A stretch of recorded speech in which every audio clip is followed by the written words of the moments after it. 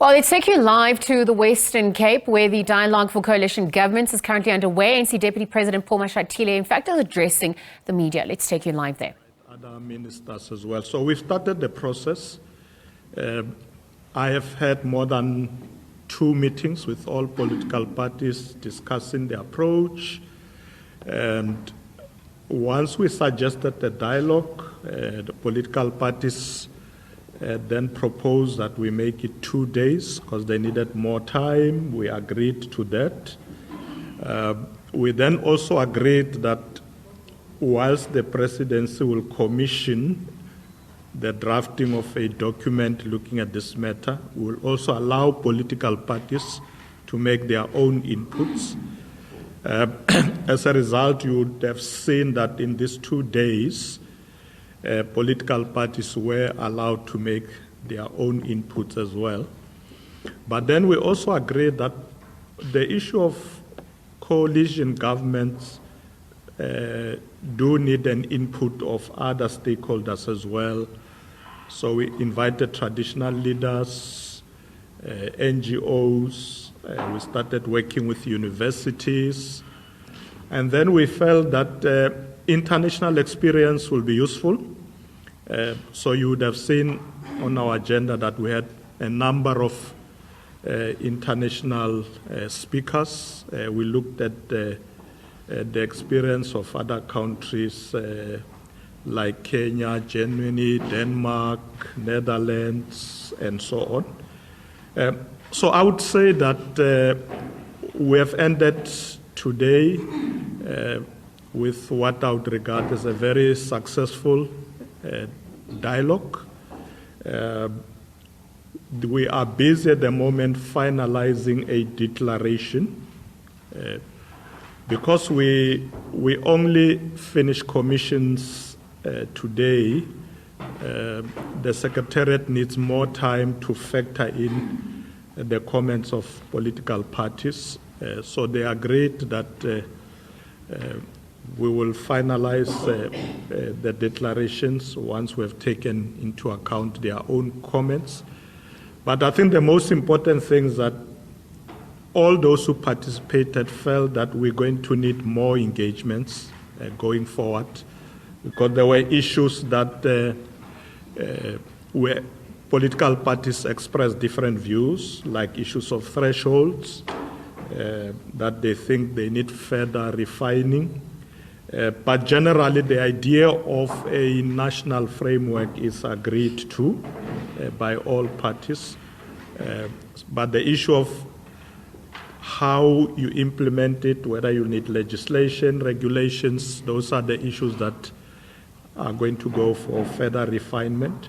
So we are very happy that this engagement is taking place, and political parties sent the leaders of their parties, which was very good. So they brought very powerful delegations, and they stayed right up to the end. But you would have seen as well, we invited our elders. Former President Kgalema Motlanthe was here. Former DP Speaker Balega Mbete was also here, and other veterans.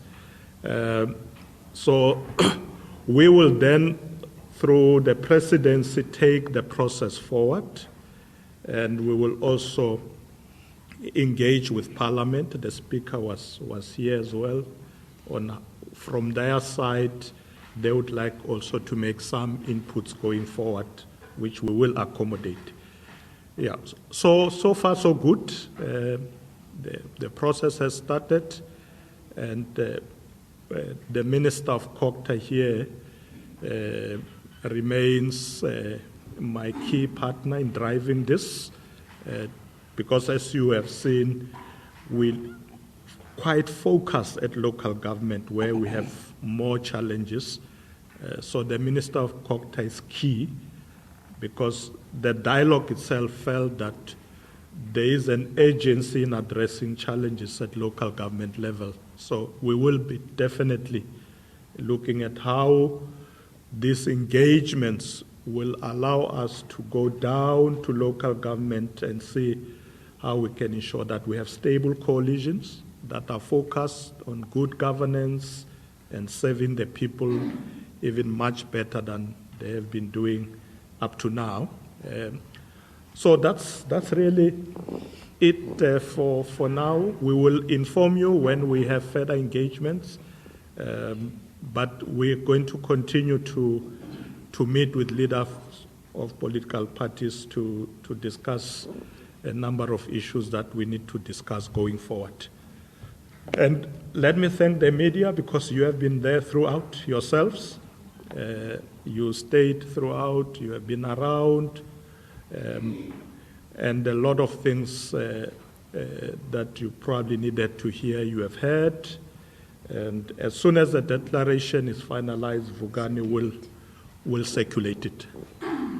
Siyabonga, siyabulela, riyaleboga, Kens. Thank you, DP. If Minister Nkadimeng has anything to add? Well, no, not really. I think the DP has covered all the important areas, and we appreciate the success. One of the dialogue itself, I said to DP earlier on, I'd had experience as a president of SALGA attempting to put into the table, then prior 2016, a framework which SALGA had put, and political parties did not attend. So this is a success. That they were able to come into the table for 2.5 days and have very robust discussion absorbed into the process. To me, there's no success that is greater than that, even beyond the declaration. That we were able to come to this point and adjourn a meeting that has concluded its business. I can only say thank you, Deputy President. All right. Thank you, Minister. We'll take questions. Please just state who you are and straight and focused, so that we can make the kind of time. So we'll start here. Thank you so much, my name is from Newton Africa.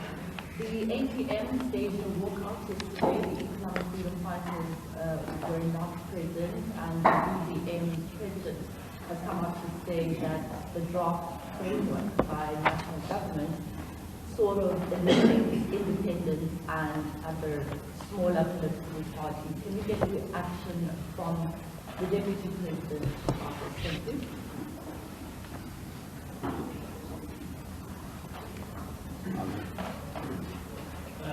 Thank you. Potato Malisa here at the second time. Are you able to perhaps just clarify the issue around the presence or lack of by the President? He was meant to have delivered a statement that still stands. That was his government. Supposed to have delivered yesterday. What happened and why was there no clarity around communicating about why this is coming? And then maybe secondly, there seems to be a lot of confusion around where to from here, from the political parties that are attending. So this process, yes, you have a declaration, but then what's the next step? Do you come back to refine it, or does it go to Parliament? I want from here. And then maybe lastly, this bill, the draft bill that was done by the Proctor, that is the Deputy Minister, let it out without consulting firm. Are you just able to clarify what happened there? Because some parties, especially the DA, some in the DA say it put this process a shame, because it looks like there's already a bill that was put in place by the government even prior to these negotiations. Thank you. Thank you. We will take it in the next round, because Potato took 4 questions. Okay, let me start. The Minister will add. Yes, the ATM walked out. Is that the ATM? Yes. It was, yeah. Well, they made allegations that the ANC and the DA have agreed on some kind of grand coalition. This process is intended to throttle the smaller parties, which is actually not the case. But they didn't stay to engage. They made allegations and walked away. The EFF did not come. We don't know why they didn't attend. We had agreed initially that the president will give a keynote address, but following further engagement, it was then agreed that the deputy president, because the leader of government business in parliament, should actually manage the process right up to the end.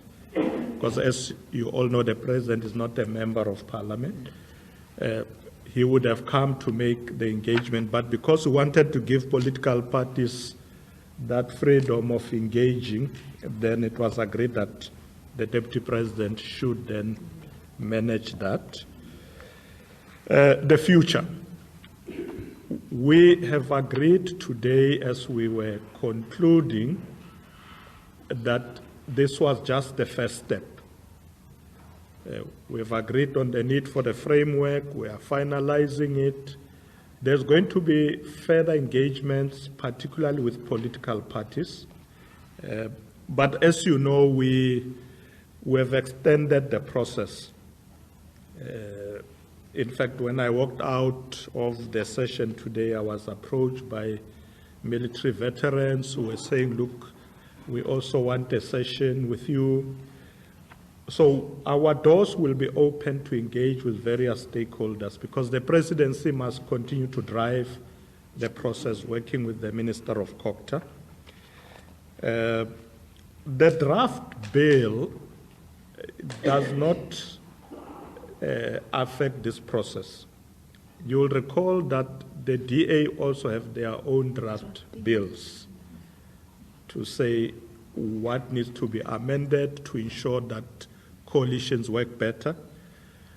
COGTA did report not only in this session, but already when I was answering the question in Parliament, I did say the Minister of COGTA indicated that they were drafting a bill. But once I announced that we need to have a dialogue, they then put that on hold. Or let me not say put that on hold, but they slowed down to allow this process. Same as the DA. I said to them, bring the issues that you raise in your bill, bring them here, because once we have a framework that is agreed to by everybody, then that lays the basis for legislation. So the minister will go back, look at her own bill, take into account this framework, and I'm hoping all other parties will do the same. So in a sense, you can say this process is complementary to processes that were started before, but more enriching because it brings consensus of parties. We have realized that in these 2 days that there may be 2 or 3 issues where there were some disagreements, but most of the issues, there's a lot of consensus. And parties approach this in that spirit, that where we differ, let's engage more, but at the end, we want to ensure that there's broader or sufficient consensus on the issues that will take us forward. Minister? Okay, thank you very much, DP. And I think I must just add maybe on the a question by Khuthatso with regard to the draft bill, and maybe practicalize it a little bit. We deal with management of municipalities on a day-to-day basis. And we sit with the Structures Act and the Systems Act. In other instances, it enables us to manage better. In some other instances, there are shortcomings. These bills were written in 2001, in 1998, 97, others.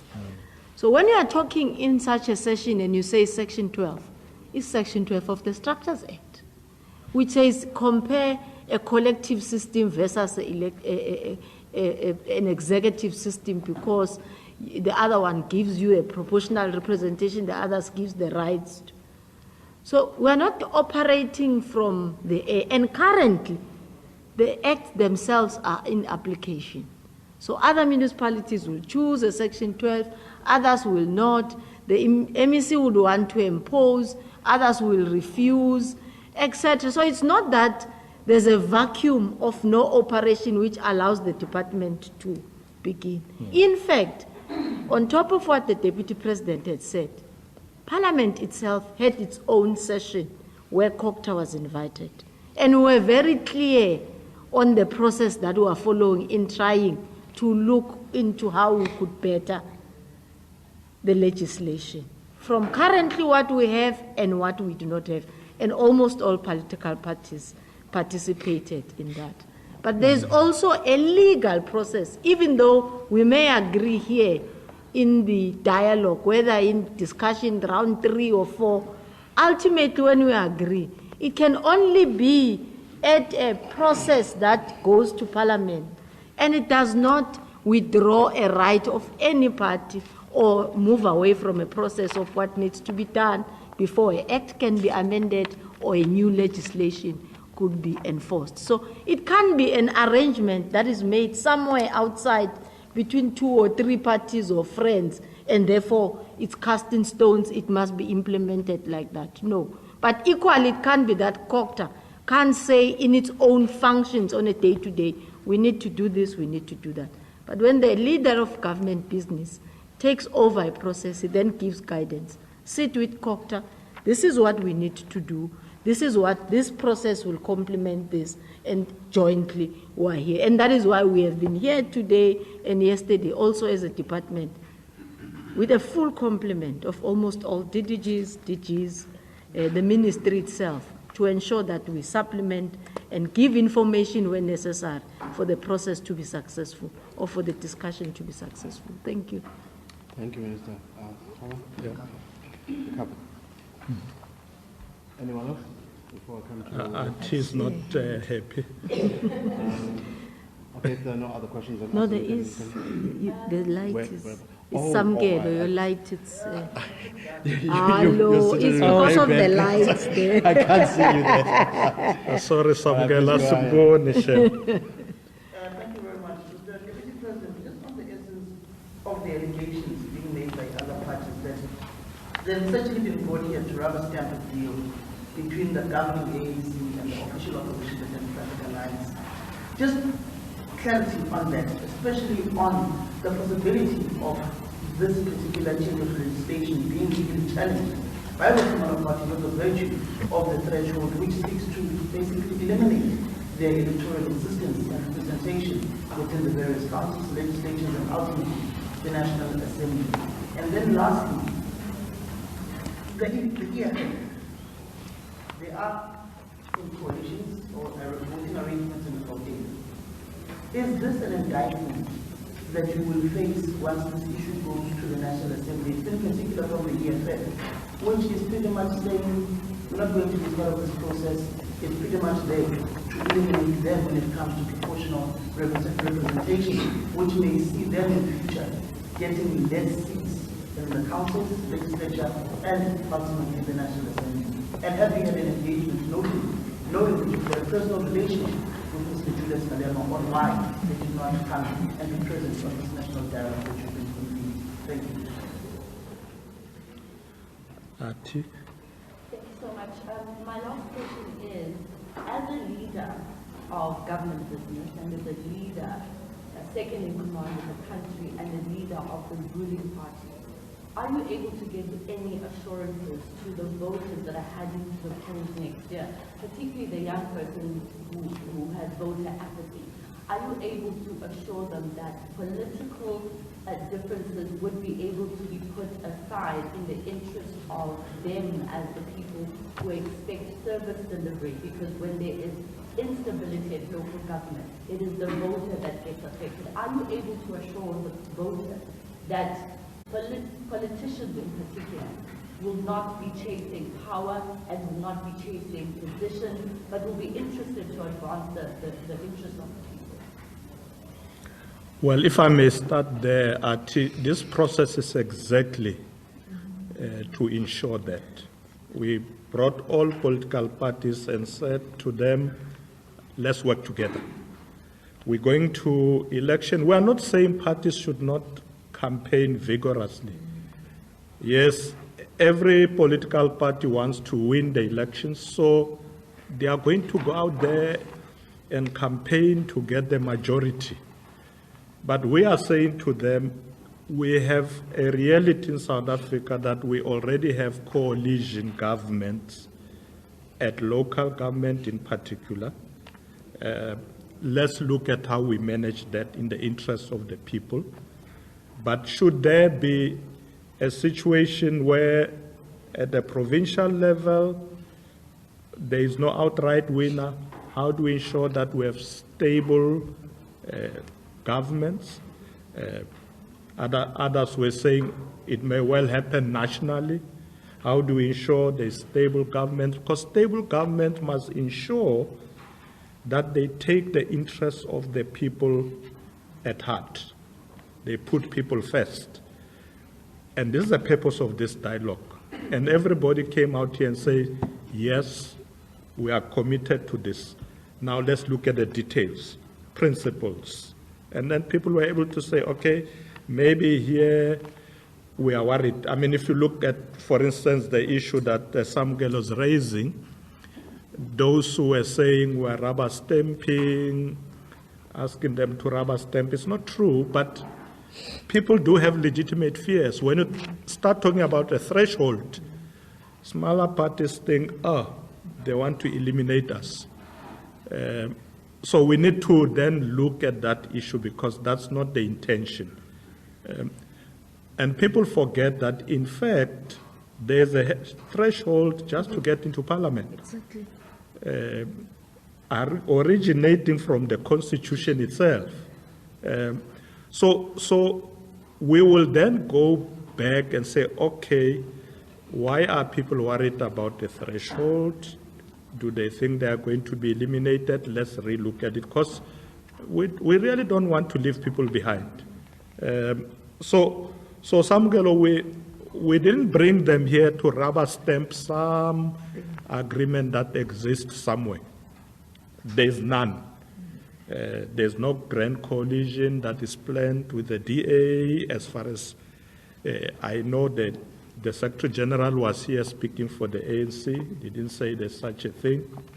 The DA itself was here for the last 2 days. They never said they have a deal with the ANC.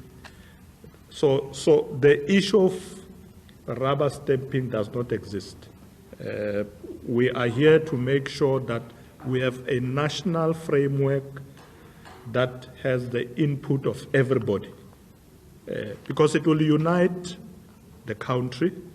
The issues that Artie is raising, the fear that instability might affect service delivery, how we serve our people, is exactly why we have the dialogue. And I did emphasize at the dialogue that this is not an event. It's not a weekend event. It's a beginning of a longer process that will characterize the South African body politic. That henceforward, this is how we should work. There has to be stability in the country at all levels. EFF, I don't know, Minister, if you know why they are not here. I don't know. Maybe you know. Well, I don't. What I know is that as part of the Secretariat, invites were issued to all parties, even extension of allowing for proposals or suggestion to be made online. A special web page was created, circulated to everybody else. I guess it's a choice. Others participated, walked out. Others participated in day one, issued a statement in the evening, didn't come in day two. Others participated fully. It's part of democracy, really. But for me, as I'm saying, even coupling with experience, I do guess it's a missed opportunity. which I do believe, because it's a process, as the DP is saying, that with time we'll all realize that the intention is more about ensuring that we better service the people and the citizens of this country as leaders of various parties. You have a say, you have a constitution which actually recognizes your right. And we are a country where really very few could celebrate the democratic element that we have, and that ensures and guarantees the livelihood of our constitution. So if at all the process can be trusted, I do believe that people need at least to trust their own constitution, which guarantees them a right of association, a right of associating politically, and a process in how you need to be elected, which has always been respected. So for me, I think that's what it boils down to. But I do hope, DP, that with time, everybody will come on board. There were some stakeholders also which we invited due to time. We planned, it was a bit short and tight as well, that couldn't actually show forward at the pace and the time that we had wanted them. We'll also open the room to ensure that as we continue, the more the merrier in ensuring that we build what we want out of this country. Thank you, Minister. Let me just say in ending that I will convene a meeting with leaders of political parties as the leader of government business, and we'll take these discussions further there. Perhaps the parties that were not there, once they come to that meeting, they may be able to whisper to me what their concerns are, and I will attend to them. Thank you very much. On that note, thank you, DP. Thank you, everyone. Thank you, guys, for your work over the weekend. All right, so those are live visuals coming through after the wrapping of the media briefing by the Deputy President, Paul Mashatile, in relation to the dialogue on coalition governments, of course, that had been held this weekend, echoing on quite a few sentiments that had been reflected, including the convening of different stakeholders, opposition parties, international community members. We also seen veterans from the ANC as well as traditional leaders coming together to speak about both the benefits and challenges that coalition governments pose for South Africa and her democracy as we edge closer to the 2024 elections. Also re-emphasizing that there will be more engagements for refinement of the ideas that have been put out and address some of the other issues.